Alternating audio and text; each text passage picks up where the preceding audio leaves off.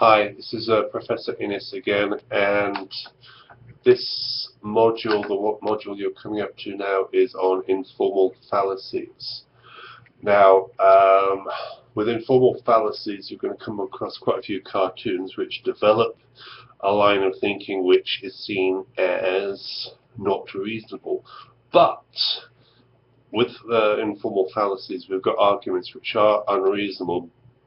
But at the same time, they may come across or may appear to be reasonable arguments. So you're going to see quite a few with the slippery slope fallacy, that if this happens, then something most terrible will happen, leading to something more terrible, more terrible, more terrible. So if that's the case, therefore, you've got an argument which sounds quite credible, cogent, but after close analysis, really the likelihood of the consequences coming of the precedent is unlikely.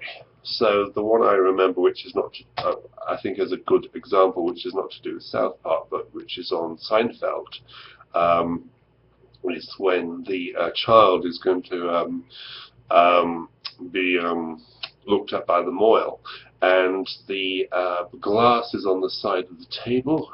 Elaine has put that glass on the side of the table.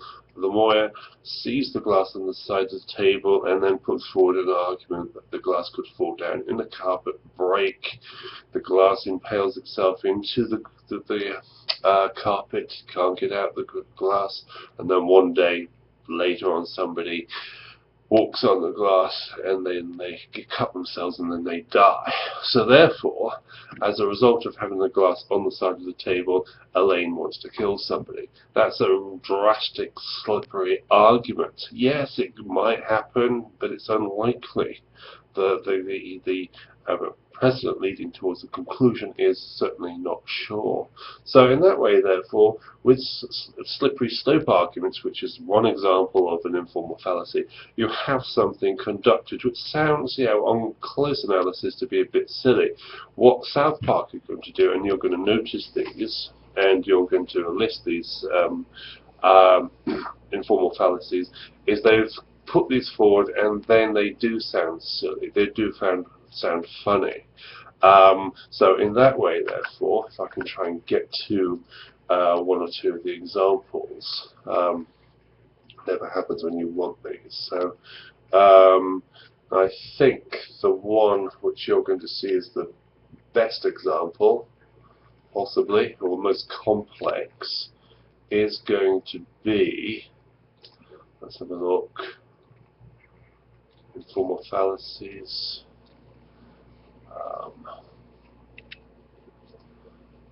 Almost there. No, got the wrong one again. I'm looking at the list of cartoons, or trying to find. There we go. Okay. So the list of cartoons, and I think that the most complex one is going to be Chef Aid, and you're going to see references there to the Oj Simpson Trial. Now I'm going to let you do the description here of how some argument is put forward. Now, to the gullible jury, yes, they fell for this argument, but we're philosophers here. There's something wrong with this argument. What on earth has that got to do with that? So you've got to think to yourself here, right, this argument is committing something. What is it? What is this argument in Chef Aid, the major fallacy, committing? So you're going to tell me that here.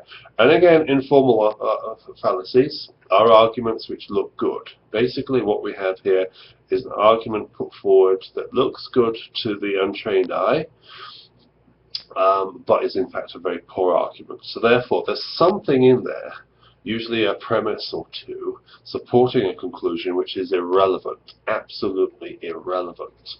But it's thrown in there to distract, appeal to the person listening, gain excitement, whatever. But it's there not to support the conclusion, but just to get the support of the person listening.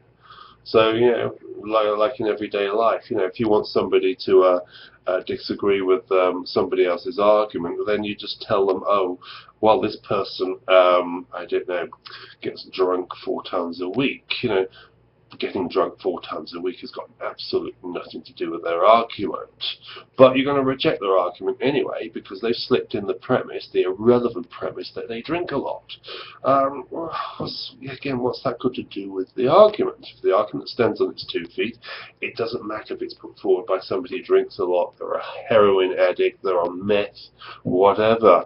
The argument stands on its 2 feet. And you're going to notice with these informal fallacies that they don't stand on their own 2 feet. They fall apart after close analysis. So you've got quite a few instructions here on informal fallacies. Got the reading and the text. It should be quite enjoyable. And later on, after the course, knowing about informal fallacies is very, very useful. People use them all the time. Even people in administrative positions use them. They're not aware of it half the time, or at least we hope they're not, but they do use them. And if you're aware of the informal fallacies and somebody tries to put one across on you, then you can direct yourself to that argument that put forward, namely the irrelevant premise in their argument, and say, what's that got to do with the situation? And it can be quite useful in legal situations, job situations, children's education, so forth and so on. Very useful to be able to spot these fallacies, because again, lots of people put them forward, anything from administrators in education to lawyers, loads of people. Politicians like fallacies. We've got the election coming up next year, and leading up to that election you're going to hear a whole lot of informal fallacies. And you just wonder, why are we voting these people based upon their construction of these very poor arguments? But they sound good, they get people's attention. They make you sound good and they make the other person sound bad, just by slipping in that irrelevant premise to the argument, which causes you to either like what they're saying or dislike what they're saying. So, useful to know about these informal fallacies. Right, so let me know if you need anything else to know about the informal fallacies, but you should enjoy these, and a lot of them should actually sound quite familiar. Right. Now we've dealt with the informal fallacies. Let me know if I'm grading everything. As far as the checkbook, the grading book goes, it looks like everything is being graded on a regular basis, and I'm not missing anything. But if you notice something up there which has not been graded, please let me know. Right, be careful to cite all your cartoons. So make sure here which cartoon you're referring to in your work, and also discuss it in full. Please don't just write a couple of sentences. You really should write a paragraph for everything you do, if not more than a paragraph, when you're doing your journal entries, blogs, and discussion boards. So make sure you discuss things in full. It's very hard to discern what's been said if it's just one sentence. So please make sure you discuss in full. Okay, so that's basically it as far as the helpful hints here.